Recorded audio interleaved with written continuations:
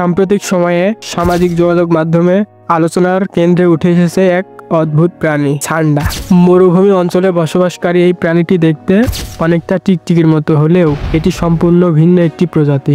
বিশেষ করে মধ্যপ্রাচ্যে কাজ করা প্রবাসী বাংলাদেশের কিছু ভিডিও ভাইরাল হয়েছে, যেখানে দেখা যাচ্ছে তারা মরুভূমিতে সান্ডা শিকার করছে। তাদের দাবি এটি তাদের কফিলের পছন্দের খাবার। এখানে কফিল বলতে তাদের মালিকদের বোঝানো হয়েছে। মূলত ধনী আরবদের মধ্যে সান্ডা লিজার্ড খাওয়ার প্রতি এক ধরনের আকর্ষণ রয়েছে।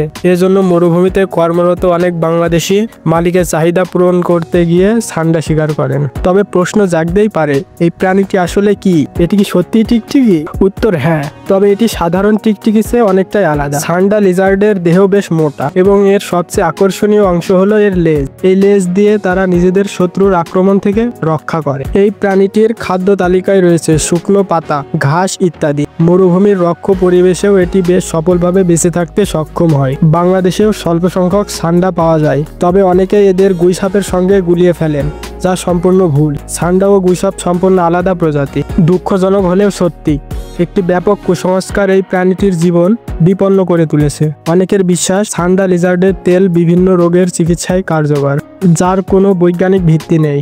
শুধুমাত্র এই অমূলক ধারণার কারণে বহু সান্ডা লিজার্ডকে হত্যা করা হচ্ছে। সবশেষে বলা যায়, সান্ডা লিজার্ড প্রকৃতির এক বিস্ময় প্রাণী। এদের জীবনযাপন, পরিবেশের সাথে মানিয়ে নেওয়ার ক্ষমতা এবং স্বাভাবিক গঠন আমাদের অনেক কিছু শেখায়। কুসংস্কারের বশবর্তী হয়ে এই প্রাণীটির উপর নিষ্ঠুরতা না দেখিয়ে বরং এদের সংরক্ষণে সচেতন হওয়া অত্যন্ত জরুরি।